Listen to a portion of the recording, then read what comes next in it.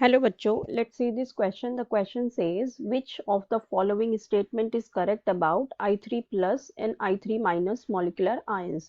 Option A, number of lone pairs at central atoms are same in both molecular ions. B, hybridization of central atoms in both ions are same. C, both are polar species. D, both are planar species.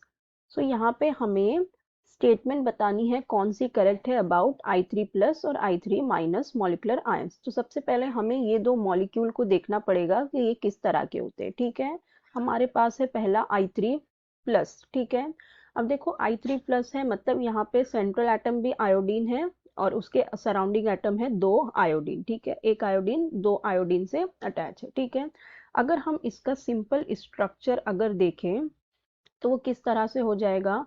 अब यहाँ पे हमारे पास है एक iodine दो दूसरे iodine से attach हुए। ठीक है, तो अब देखो जो आयोडीन होता है हमारा, इसके वैलेंस शेल में कितने इलेक्ट्रॉन होते हैं? 7 इलेक्ट्रॉन होते हैं। ठीक है, अब यहाँ पे इसने 3 बॉन्ड बना रखे। ठीक है, अभी 3 बॉन्ड बना रखे हैं। सो इसका मतलब अगर हम इसका स्ट्रक्चर देखें तो ये दो आयोडीन से बॉन्ड बना लिया।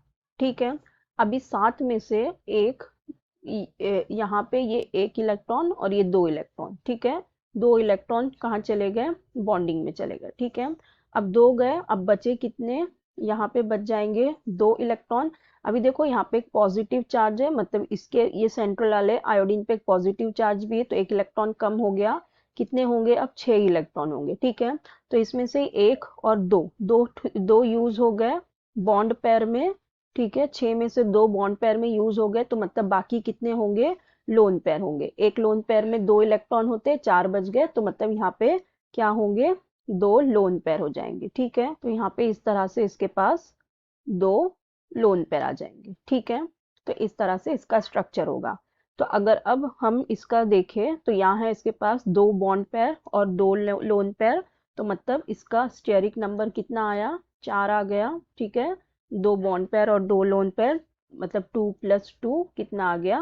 4 आ गया। ठीक है, तो अब 2 + 2 4 आया, स्टेरिक नंबर 4, तो मतलब इसकी हाइब्रिडाइजेशन क्या आ गई? sp3 आ गई। अब हमारा दूसरा मॉलिक्यूल हम देख लेते हैं।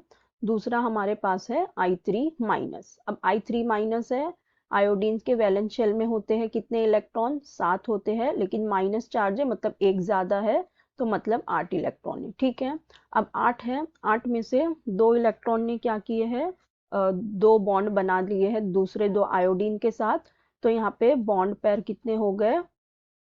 दो हो गए। ठीक है, बॉन्ड पेयर दो हो गए, तो अब बचे कितने? 6 इलेक्ट्रॉन, तो मतलब यहाँ पे 3 लोन पेयर। तो इसका स्ट्रक्चर अगर देखें तो यहाँ पे क्या होंगे?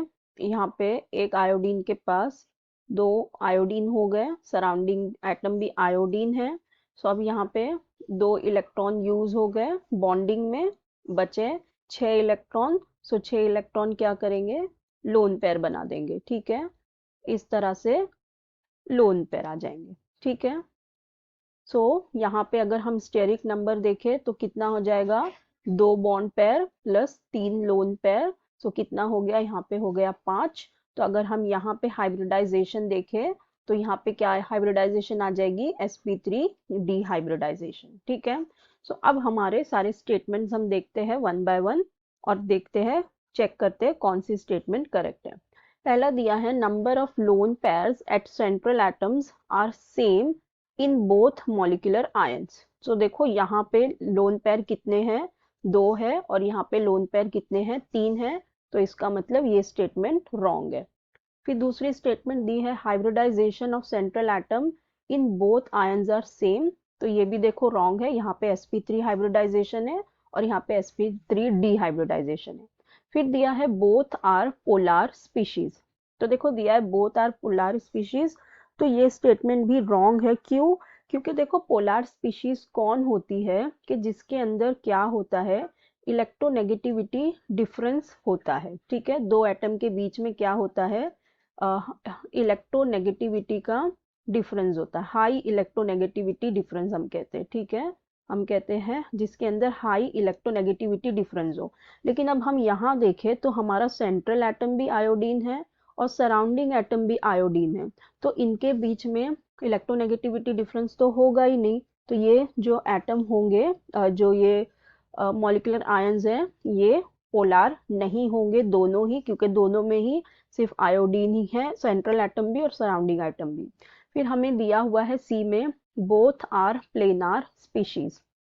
तो देखो यहाँ पे दिया है बोथ आर प्लेनार स्पीशीज, तो यस ये वाली स्टेटमेंट हमारी करेक्ट आ जाएगी, क्योंकि दोनों ही हमारी कैसी है, प्लेनार स्पीशीज है। ये भी प्लेनार है और ये भी प्लेनार है। सो इसका मतलब प्लेनार मतलब कि जिसके सारे atoms will lie on the same plane. तो यहाँ पे जो दोनों हैं इनके ये जो एटम्स है ये सब एक ही प्लेन में लाई करेंगे। तो हमारा डी वाला ऑप्शन करेक्ट हो जाएगा, that both are planar species, क्योंकि हमें करेक्ट वाली स्टेटमेंट बतानी थी, तो सिर्फ यही एक स्टेटमेंट करेक्ट है। So I hope you understood the concept well. Best of luck, thank you.